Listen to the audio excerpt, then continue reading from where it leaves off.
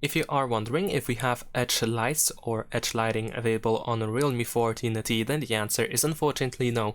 Usually if edge lighting is available, we can find it by going to settings, then we can go to wallpapers and style, and over here at the bottom there is an option usually that allows us to set up the edge lights. However, as you can see in this case it is missing.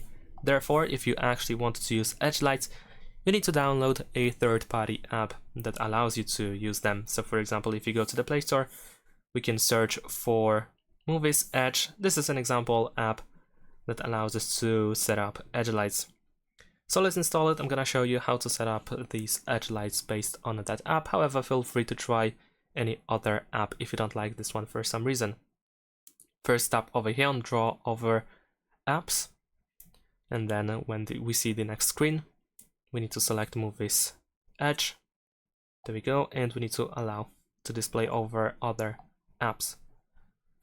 After going back, you should be able to switch to edge lights over here, and we can show on. We can choose when it should be displayed. So we have the music overlay, AOD music, and AOD notifications. I'm gonna enable everything, just tap on every single option and grant the permission.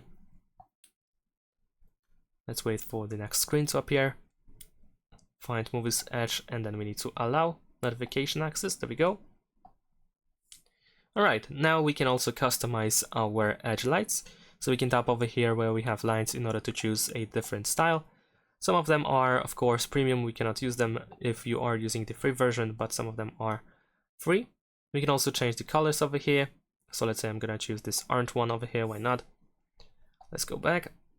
And besides that, we can tap on this pen icon in order to customize the thickness, for example, the glow, and so on and so forth, or even the spread and the speed.